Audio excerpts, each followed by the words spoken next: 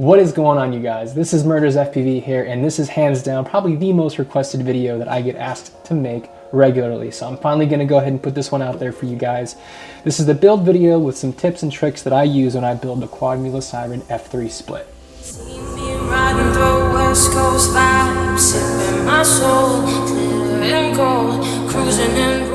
Among the many reasons why this quad in general is just an amazing quad overall, building with it is a lot of fun. It's an incredibly lightweight build after everything is said and done. I can keep it below 250 grams, so it's very agile. It rocks the DJI O3 camera very well, and I'll demonstrate that through the whole process of putting it all together for you guys today. And yeah, I absolutely think that this is just a banger, and I know a lot of you guys have been buying it, building it, and sending me tons of pictures of all the ones you've been building, and I love that. I'm so glad you guys are having fun, because to me that's what it's all about at the end of the day. So I will tell you guys straight up that this is actually the one that I originally built. The frame and everything is still in pretty good condition, so I am cannibalizing the parts out of the original build to kind of demonstrate this build process on a new one. I will be building a brand new frame though to show you guys that process quickly. This stack in particular is 20 by 20 and it includes a 45 amp ESC. It is actually a really great setup because it's also got a F7 flight controller in that format. So it's really tiny, but it's got everything you need. You got the UARTs you need for it, and I don't really use a whole lot. I don't use GPS or anything, although that is an option you can if you wanted to.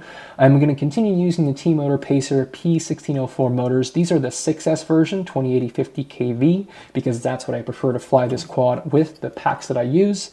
And overall, everything is working pretty great, minus the fact, and I'll tell you guys up front, that I did have one of the motors that I'm going to be replacing, which is why it's not on here. But if you've ever used T-mount motors, if you're not careful and you really tighten down those screws way too much, which I'm kind of a klutz, I definitely tightened them down way too much, and I stripped out the holes here where the screws go. And if that's the case, the motor is pretty much screwed because you can't, keep the props on reliably. So I'm going to replace that one motor. Got it right here. And I'm going to be showing you some tips and tricks in regards to soldering. Even though pretty much everything is already soldered up for the most part, I will demonstrate that small little portion of soldering for you guys to kind of give you at least some advice when you go into solder these things together. But yeah, we're going to go ahead and get into the build process, and I'm going to show you, first of all, something I'm extremely excited about. I have been really diving deep into the 3D printing world, specifically learning how to use Blender to actually remix and do things from scratch for design ideas that I've been having. If you guys got a chance to watch my review of the DJI O3 Air unit, I actually got a chance to fly it and test it out about a month before it officially launched, but within that time frame I had already demolished the antenna. It's not a very durable antenna. The actual outside casing is plastic and it is very prone to break, and I did actually break the whole thing off and expose the inside antenna to the original one. This is actually it right here, so you can see how it was very much damaged very easily. The other thing too is that the antenna stick itself that comes out will pop right out really easily, and if that happens, it'll actually slide all the way across the antenna and bust off the ends here. Once you've broken off the UFL connectors like that, it's very hard to replace them or put them back on unless you have a really good crimping tool and you know exactly what you're doing. But yeah, that is kind of a pain in the butt. I actually had to super glue the crap out of this thing just to get it to stick in there, and I kind of like heat shrunk a little bit of heat shrink around this to kind of keep the antenna from folding in on itself or busting too much. This is still working, but that's not the best conditions. So I wanted to design an antenna mount that's going to actually protect it, and that's what I was able to achieve here. So I'm going to demonstrate how that works on the Quadmula Siren F3 split. I've also designed all the things that I'm using for this build for the other full-size Quadmula frames, the 5-inch ones as well. If you're interested in any of those 3D prints that I've designed, I'm going to include them and a link to them in the description below so you can go ahead and print them up yourself. I think these designs are pretty great, and I'll explain to you as I do it through the build process. So let's go ahead and hop in. First thing we're going to do is open up the actual packaging for the frame itself, and let's go ahead and put the frame together. I'm going to go ahead and set this one over to the side and bust open the packaging. Quadmula packaging is very well thought out. For instance, you've got all the carbon basically protected and wrapped with each other. Put that over here to the side. You've got all your hardware individually in its own little separate packaging depending on what it's used for. So like frame screw, building stuff, and standoffs, so on and so forth. For the battery pad, you get a couple straps. I'm not necessarily the best fan of these straps for the 5-inch quads, but for the SF3, the 3-inch, these are actually perfectly fine. The 5-inch quads, this style of straps sometimes can break or rip if you really have a hard crash. So I usually try to use like metal ring ones that are Kevlar. That's just my personal preference. You do always get caps already with the packaging for any Quadmula frame, which is pretty awesome. Actually, the Siren F5 split, the full-size one, actually comes with 2 caps because it's meant to be designed and used with 2 caps. It flies amazing for that reason. And then stack screw stuff, and then you have a bag of spares. This is the split deck version, so the bottom of the quad is actually made up of 2 separate parts, which will act in unison together, and I'll show you guys how they come together in just a second. This is your top plate, and then you've got 4 arms and the center key portion. This is what is going to allow the arms to interlock with each other perfectly, so you don't have any play, and it should be really snug and nicely put together with all the arms after everything is said and done. Go ahead and grab your packaging with the stack screw stuff inside of it. You've got the stack screws along with the fasteners for the stack, and then it's neat little PVC tubing that Quadmula uses for dampening on the stack. Take note of all these little black things that are included. These are basically spacers that you can use on the stack. I'm not going to use all of them, of course. There's a lot, so you're going to have plenty extra, but I will use just a couple on each stack screw. But for now, I'll put those off to the side. These little green things are actually how you fasten and secure the stack, and I'll show you that after we get the stack put on. Put them off to the side for now. And again, that little tubing that you're going to be using that goes over the stack screw, set that off to the side for now as well. Go ahead and grab one of the stack screws, and you'll notice that the actual key itself is beveled because this is a countersunk screw that fits perfectly in there just like that. That's how you know you have the correct orientation. And then you're going to get this guy, which is the bottom plate, and we're going to be screwing it all together like so. The key is going to go just like this, and your stack screws are going to go through the bottom plate like this first. It's quite easy to go ahead and just hand tighten all these just to kind of get them started. For this build, we're going to need a 1.5mm hex driver and a 2mm hex driver. So the 1.5 is what you're going to use to kind of sort of just secure these a little bit. You don't want to wrench them down all the way, just tight enough to where like you're not getting too much play in the key. So now that we've got that on there, the key with the bottom plate and the stack screws through. Again, it's not all the way tightened down yet. We're going to go over here and we're going to get our standoffs. So go ahead and dump all those out. Find the packaging that has the countersunk screws in there for the frame portion of the build. Grab one of the arms, make sure it locks into place. Grab the other bottom plate. Make sure you have the correct orientation. It's pretty easy to tell how it goes because it's also got bevels for the countersunk screws you're about to go ahead and put in there. And you want to make sure you line it up nice and straight. Should look something like this. So we're going to go ahead and stick one of these longer countersunk screws through the outside holes all the way through the frame. And you can just grab one of the thicker 20mm standoffs to kind of secure it and hold it in place. Again, we're not tightening anything down super tight, but you can see how we're getting started right now. And you just go all the way around, do the same thing.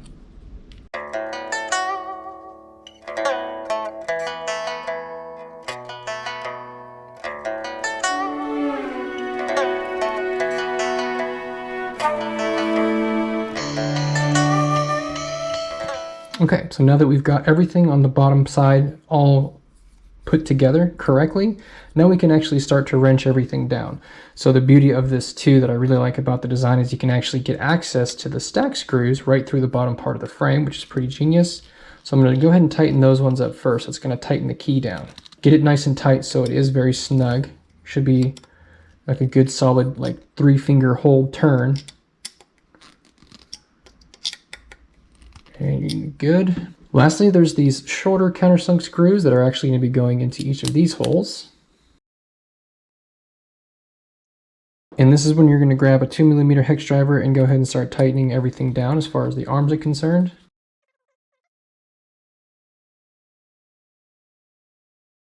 Get those nice and tight. Again, a good solid 3-finger hold is pretty much all you need. Let's go ahead and get the front and back standoffs on there now. You've got these smaller M2 style screws that will go through the back and the front for those portions. Again, these are the thinner, smaller standoffs for the front and back.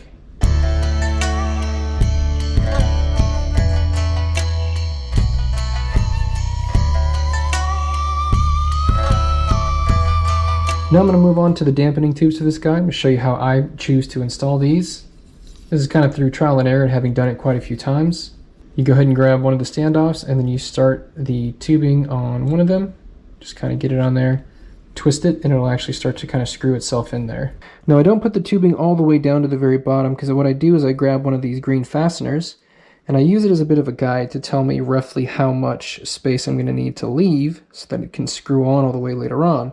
So that's kind of what I'm doing right now. It's a little bit too far down, so I'm just going to back it off a tad. And then chop it off. And once it's chopped off like that, then you can go ahead and screw it all the way down the rest of the way. Because now that it's all the way down to the bottom, you know that you've left a little bit of space, because later on you're going to need to be able to secure the fastener all the way down, with the idea being that you want it to come all the way through in order for it to properly secure all the way. So that's perfect. This is what we're aiming for, so we're going to go ahead and do that to the other three. So now that we've got the stack dampening in place for the stack, we're actually going to start with the DJI O3 air unit first. So now that we have the O3 out of the box, you're going to notice that there's a wiring harness that's already included.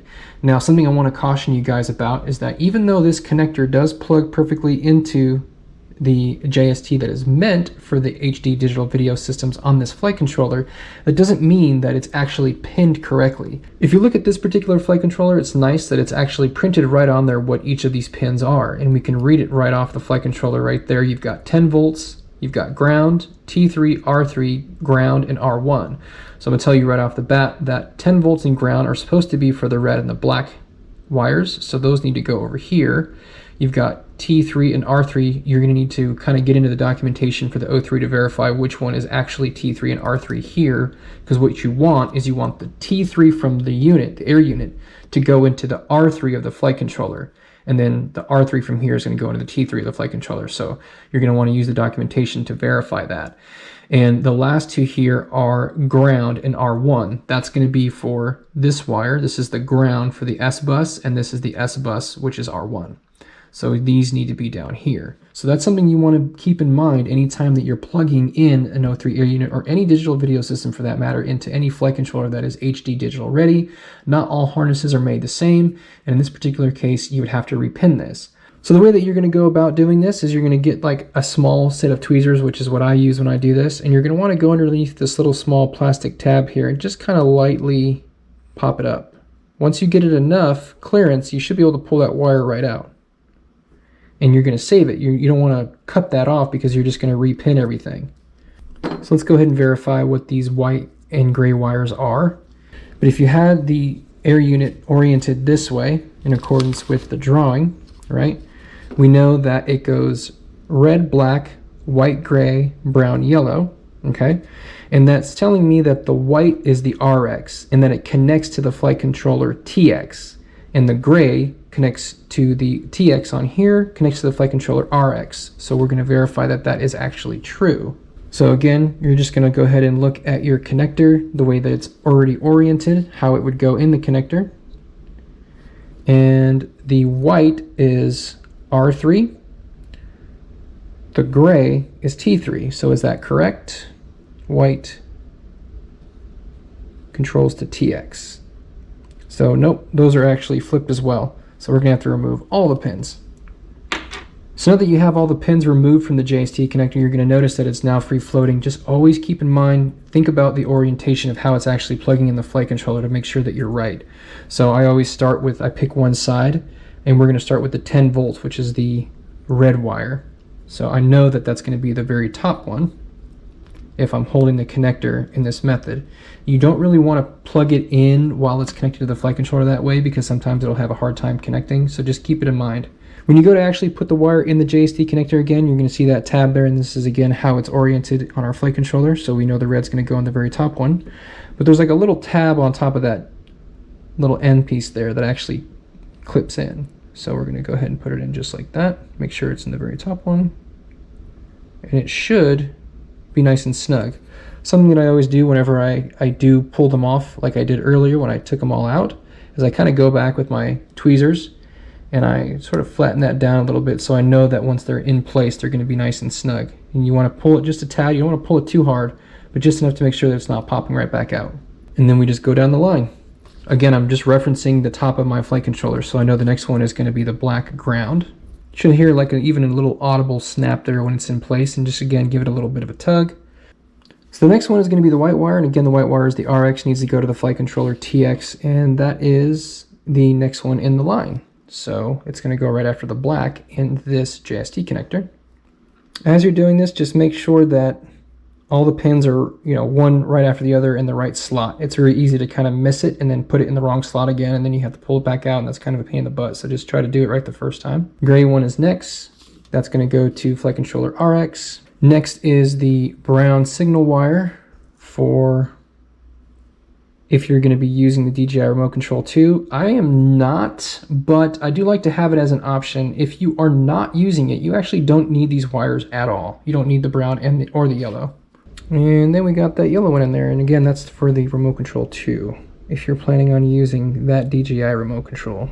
Something to take note of, you might as well do it right now, is just knowing that the T3 and R3, which is your UART3, is going to be for your MSP. That's what's going to control making sure that your OSD is working for the O3 air unit when you have everything set up in Betaflight. It's also going to make sure that when you arm the quad that it actually goes out of low power mode and so on and so forth, starts recording. There's other features that you have with the O3.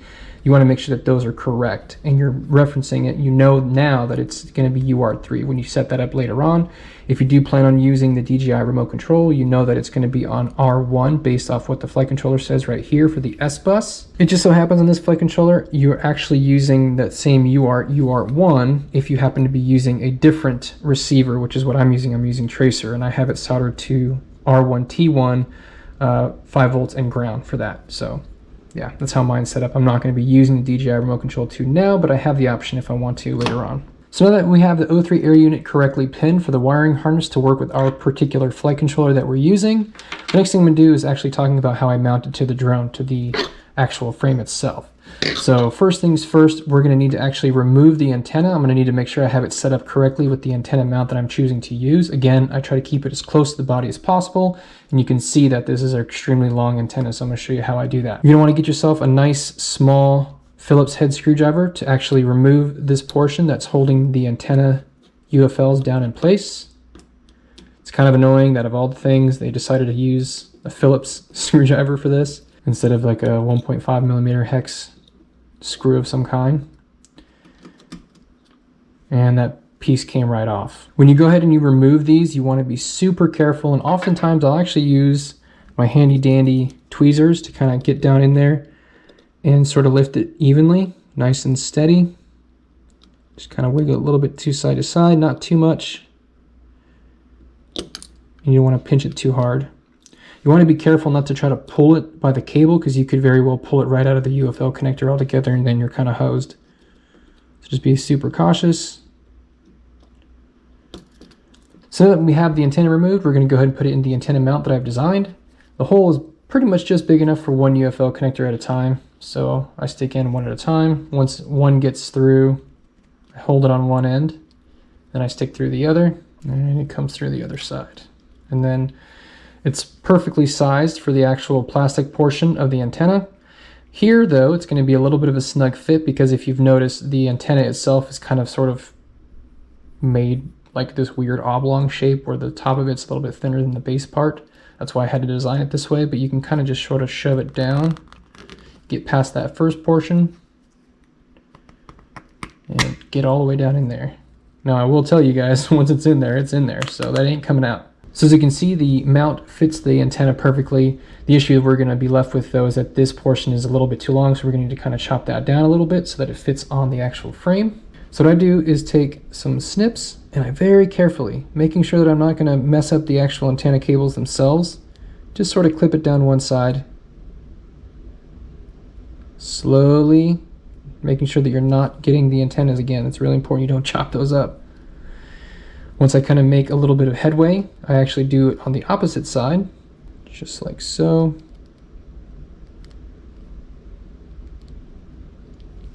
Again, being very, very cautious of where you're snipping. I don't even use that much force. It doesn't really need a whole lot of force to clip away the plastic. And then you just kind of sort of peel it back, and then start kind of sort of just chipping it away.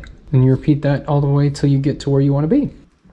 So once I get down to my desired length, I just kind of sort of clean it up just a little bit on the edges, make sure they're not too rough that it actually messes up the antenna in case the wires pull up against it. And there you go. That's our finished product.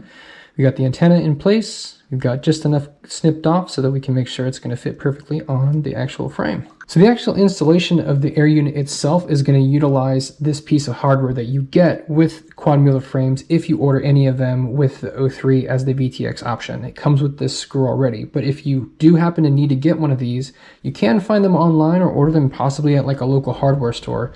The way this is going to work is it's going to mount directly through the bottom of the frame, just like so. What we're going to do is, since we already have removed these two screws, I'm going to be mounting the air unit upside down. If you look at the bottom side of it, you don't want to mount it with this way down because it's not flat. So it's not going to rest flush against the frame. You're going to have problems with it possibly bending the outside of the air unit, doing damage. You want to mount it on the flat surface, which is actually the top side. So we're going to mount it this way. We already have those two screws removed. We're not going to reinstall those because we're actually going to use the new hardware that we have to hold everything in place. So we're going to go ahead and remove these two because we don't need these. So once you have the hardware removed on the O3 air unit, you're going to find that it's kind of loose, so you're going to want to just kind of hold it together with your fingers. And we're going to install this way. Before you do that, you're going to want to attach the antenna because once you put it down, you're not going to be able to remove the antenna. You're actually going to put the clip back over it to secure it in place. So we'll go ahead and attach this now. It doesn't really matter what orientation you put the UFL back on. Again, just put it right square on that circle there for the UFL and apply even pressure. Should pop right back down into place, just like that. And we're going to put this guy right back in there. And then now we're going to set it down on the quad, on the frame, and stick the hardware through to hold it in place. And again, this is going to be driven by a 1.5 millimeter hex driver.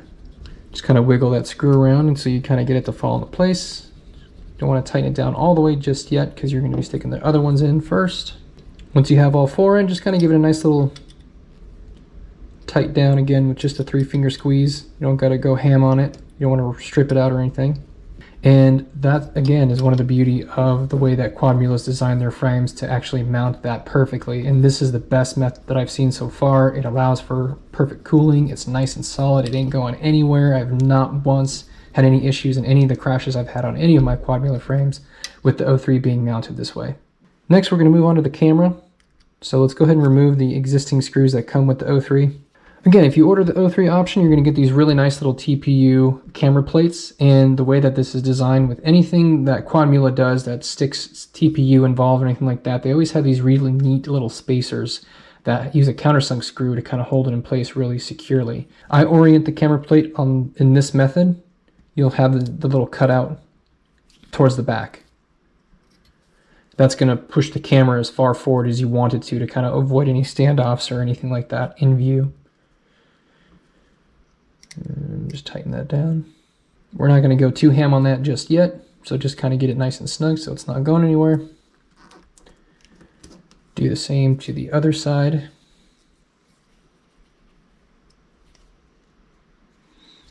And there you go. You want to get them about even so that it actually goes into place just fine. But you can see kind of the finished product there. So now we're going to go and put the camera in place, make sure that it is in there. I like to do this first before putting on the stack because I like my camera cable to be ran underneath my ESC. So that's why I do it that way. You really want to try to avoid having anything that runs in between the flight controller and ESC if you can avoid it. So now that we have the O3 air unit in place and secure to the frame, we've got the camera in place, we have the wire routed underneath the ESC. I mentioned earlier that I'm using the gummies here on the bottom portion where the ESC is about to slide on. I have 2 gummies on there as far as little spacers for my particular stack. It's going to be dependent on whatever stack that you're using if you even need those. But I'm using 2 because I know it's going to be measured perfectly when I put everything together already. I am using my cannibalized ESC that I had for my previous build. I will be soldering a new motor on there, so I'll show you guys that in a second. Before you slide it down on, I highly recommend you go ahead and just plug in the actual flight controller to ESC cable so that it's already in there, that way you're not messing with it because there's not a whole lot of room down there. So get that in place beforehand. All right, and then you're just going to go ahead and put that there on the stack screws and slide it down. So in my previous build, when I built my first 3-inch one, my Siren F3. I did it with the Caddx Vista. I used this ESC. The cap that came with the stack was already soldered in place. I removed it because the way it was soldered in wouldn't fit on this build. And I used the cap that came with the Quadmula frame, which is this one that you see here with that original build. And I did it so that it kind of fits perfectly just like this. Now, with the Vista, this was actually able to lay all the way down, but the 03 is just slightly bigger, so it's kind of like leaning up against it. And that is kind of an issue. The issue is, though, that it doesn't really affect it too much. It's still working fine. It's not grounding out the cap or anything crazy like that. And when you actually put the top plate on, there's a hole right there. It fits perfectly where the cap happens to be on this particular setup, so I just stuck with it and said, screw it. Works fine. I have my battery lead coming out the side here, and I'm going to kind of just sort of zip tie it to this standoff here that you see up on top, just to kind of secure it in place. But this is how I actually like to have my battery plug into my pack. The type of packs that I use fit in that method. I'll show you guys that towards the very end. So let's go ahead and mount the motors in place onto the arms. Now, I will tell you guys, when you order these motors from T-Motor, they come with a couple different screws that you can use to mount. So there's some longer ones. They're M2 screws, but there's some longer ones and there's the short ones. I actually use the long ones for the outside of the motor. Make sure you line everything up nice and correctly. You're not trying to strip anything out. It's very easy to strip out these little guys, so just be cautious.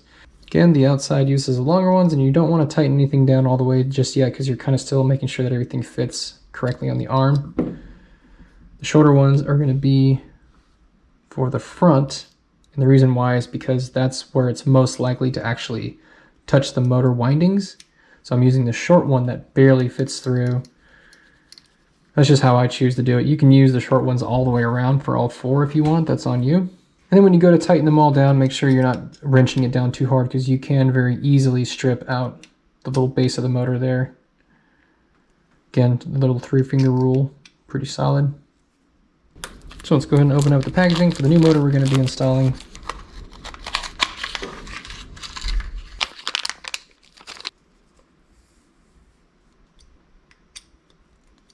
So now we have that new motor installed. We're going to go ahead and solder it up. The first thing I like to do is actually secure the wires in place so I know exactly where they're going to be.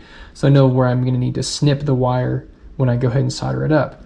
So the way I choose to do it is just using some electrical tape. There are many different ways to secure wires to your arms. However you choose to do it's up to you. Some people use really nice and fancy like mesh sleeving. Some people use zip ties. It's up to you. I think that electrical tape is a pretty good way to do it. It's fairly lightweight, which the idea is to try to keep the weight down in the build overall, and electrical tape kind of helps with that. You don't really need a whole lot. It's not a very big arm. Take your 3 motor wires, just kind of hold them down in place and put the piece of tape on there. I like to try to get it as close as I can to the standoff point. Once you have one side down and secure, what I do is I just kind of like tightly get in there. I like to pull it nice and tight around it. As you can see, that little piece went a long way. We don't really need all of it, so in order to kind of keep it clean, I'm just going to snip it a little right here. And secure it down. I'll repeat that for the other arms as well. Again, however you secure motor wires is totally up to you, but I find that this is pretty sufficient, and again, it keeps the weight down. So I measure out one of the motor wires, put it right to where I know it's going to be going. I'm currently using the furthest away motor to go to the front first pad. And I'm just going to clip it right at the back of the pad. Leave a little bit of excess so that you have a little bit of wiggle room. Better to have extra and just clip it than it is to not have enough. Once you have your motor wire cut the length, I just use my little thumbnail here and just take off a tad bit of the edge of it to get that outer sleeve off. Then I twist it. And then I'm going to tin it. So by tinning is you're going to take some solder, you're going to take your soldering iron, and we're just going to kind of lightly put some solder there on that. So this is resin-based lead solder, which is the good stuff. A lot of countries you can't even get it, and if you can get it, it's the best stuff to use because it's easy to solder with, and that's what I recommend you use as well. it's got flux basically inside of there, so it spreads evenly on things. You don't have to use like a flux pen. There's plenty of flux in there that's already inside the solder. So I recommend getting that kind of solder to make your job and your life easier when you're doing this stuff. I take my little tweezers, because again, this is all tiny stuff. I kind of sort of like bend the tip there, because I know I'm going to be soldering it to the side that way. So after you've tinned your wire, something you always want to make sure you do is actually tin your pads. You want to get as much solder as you know you're going to need already on the pads. These guys are pretty tiny, so you're not trying to put like a whole truckload of excess solder on there, but you do need to know that you're going to have enough for when you actually put the wire on to hold it down in place. And you'll see what I mean in just a second. Before you actually go ahead and press the soldering iron to it, again, you want to make sure that you have yourself oriented correctly to be able to get that nice and flat against the solder pad. And you're going to evenly heat it. Just press it down. And I kind of just pull back a little bit. All right, move on to the next one. Take the outer jacket off with your thumbnail, twist the wire, tin the wire, bend it, orient it in such a way that you know it's going to be flat on the pad. Make sure your soldering tip is nice and clean. Evenly apply heat.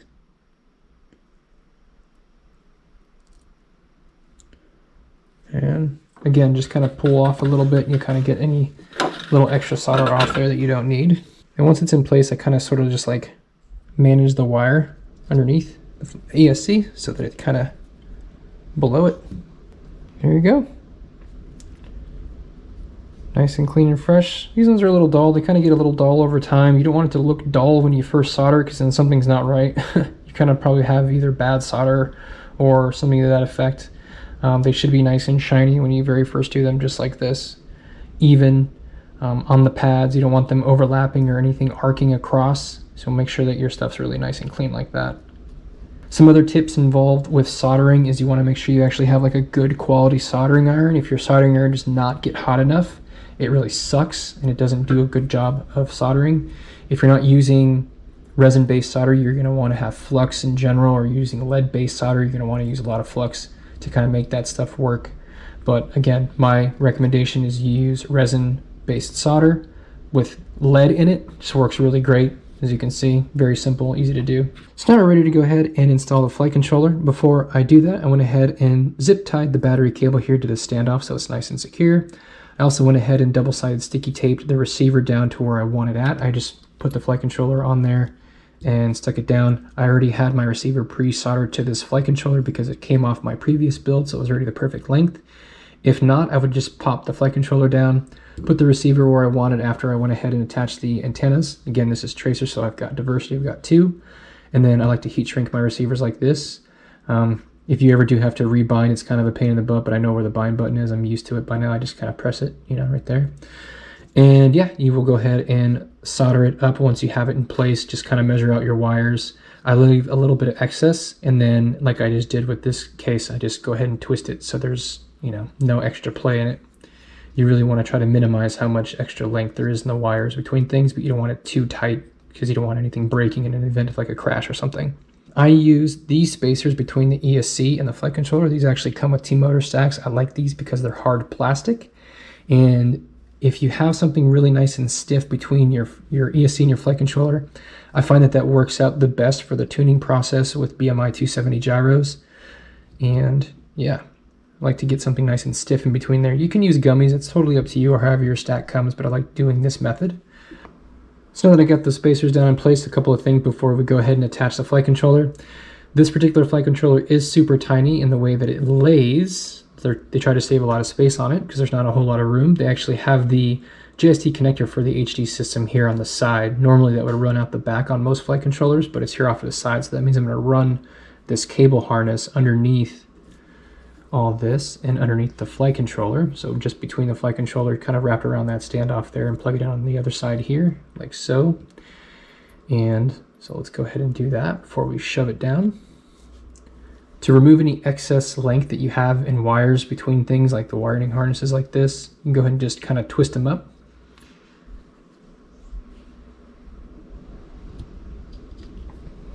put that underneath like that. And make sure my receiver wires are nice and snug. Put that down on there. I'm going to go ahead and plug in the harness from the ESC to the flight controller. That's something that's also a little easier to do before you go ahead and secure it all the way down. Make sure it's in there nice and snug. Depending on the flight controller or ESC you're using, if it's part of a stack like this one, that harness is already perfectly suited as far as its pins for flight controller ESC communication. If you're using a different ESC than like the brand of flight controller you're using, just make sure you're double checking all your pins and connections in that connector. Make sure you're not going to fry anything and that all your signals are working like they should be. That's something that I think some people kind of either mess up or they don't completely think about or account for before connecting everything all together and powering up their quads. We're going to give the 03 connector here just one more little good twist to kind of remove any extra. We really don't want to have any extra hanging out the side for sure. And then we're going to plug that JST into that connector just like so. Again, another big reason why you try to remove any excess is because you really don't want things flopping around too much between the flight controller and the ESC. That's how you can get weird, awkward, like vibrations and things happening on the gyro and kind of mess up your tune. So you want to try to get everything in there as nice as snug as you possibly can. Now that we got all that stuff in place, all the harnesses connected, we're going to go ahead and put these fasteners here on the flight controller to hold it down. And you just thumb tighten these guys down. And again, the whole point of these guys is you want to make sure you see at least like a thread or two coming all the way through the top of it. That's how you know you've got it down all the way secure, and it will hold in place just fine with those TPU fasteners. And it provides the perfect amount of support tension on the flight controller where it's not too much, not too little, holds it in place just fine. And they actually work out pretty great even on the full-size 5-inch ones as well. So the last little bit of cleanup we're going to do is we're going to be putting the rear tracer antenna here in this antenna mount that I've designed specifically for the 3-inch. This is the one that was already designed for the 5-inch, but I had to kind of shrink down the size where the standoffs go. Tracer kind of has a little bit more of a fat end to this. So what I do is I just kind of get some needle nose pliers and sort of stretch it out over the ends here, like so.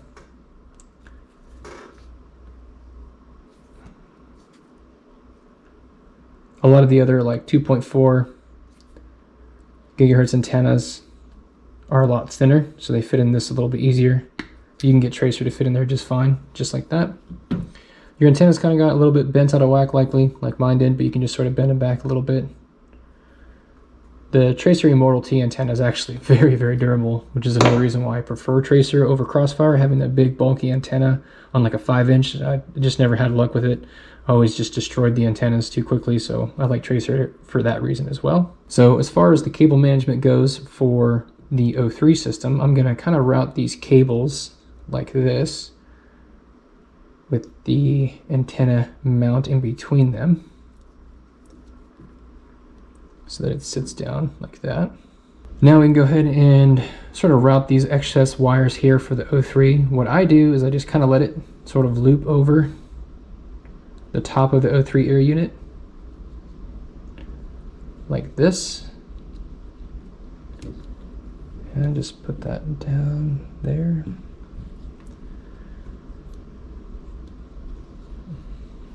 Right in between that gap there.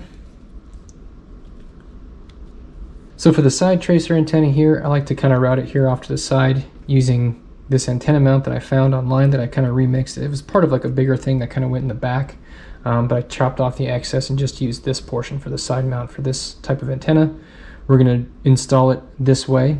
Nicholas from the future here. As you can see, I realized after I installed the props that it's not going to work with this mount facing backwards. The props actually slap against it. I did get it to work with it actually flipping it around and putting it forward, and it seems like it's pretty good and secure. It's not rubbing against anything bad or anything like that, so I think I'm going to go ahead and just keep it like this for now. If I find that it doesn't work, then I'll just go ahead and just do it the old way that I used to do it, which is just using 2 zip ties to connect it to this standoff, kind of like looping them together. So hopefully this will work though. This is a pretty cool antenna mount because it actually locks into place. If you're having a time kind of trying to get it into place, just use like the small little 1.5 millimeter hex driver, kind of shove it down in there. And you'll see how it kind of snaps in. It's pretty cool. Get the other side. And then this like tab here that's in the middle, I make sure that it's on the other side. So when you run the standoff through, it like clips it nice and closed. It does kind of sort of sit below where the quad lands. It is what it is. Tracer can take it pretty well. If it gets beat up a little bit, it'll be fine. So go ahead and put the top plate on just like so. You make sure you line up the camera plate obviously to go in the little grooves there. The 4 here in the center are actually M3 screws, if you remember from earlier when we built the beginning portion of the frame. These 2 right here are actually countersunk. Get that down first, hold it down. 2 screws on this side are the M3 round head screws. The last little set of screws are going to be smaller M2 screws, round head for the back and the front.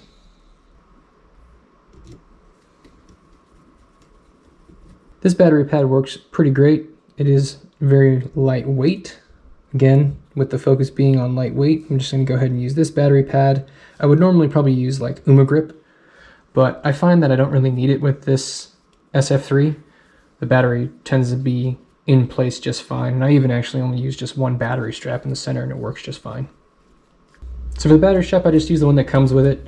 You do have to kind of clip it down a little bit because it is quite long, especially for the packs that I use because they're pretty tiny packs. But I use the GMB 380 milliamp hour packs. These are high voltage packs, the ones that were designed for the 250. These are very lightweight and they give me quite a bit of juice, and I get about 3 to 4 minutes of flight time when I'm really kind of pushing it. If I'm just kind of cruising around still, I'd probably get about 5 minutes of flight time with this little dude. Plug it in. That's a good sign, still works. And then I just strap it down with the 1 battery strap. Don't have to run 2 with this build. It's lightweight enough and the single battery strap holds it just fine. Again, however you end up wanting to route your battery cable is on you. I do it this way because I use these particular packs, and this is the best method that I've found in kind of securing everything. So just like that. Holds it in place pretty well. All right, so the moment of truth, were we able to keep it down below 250 grams? Let's give it a shot. Nice. 245. Perfect. So we added about 3 grams of weight with all the extra TPU that I went ahead and installed. That's pretty fair considering that this is a much better antenna mount for not only the O3, but I like how my tracer is mounted now, nice and secure. And yeah, pretty solid. She's a ripper.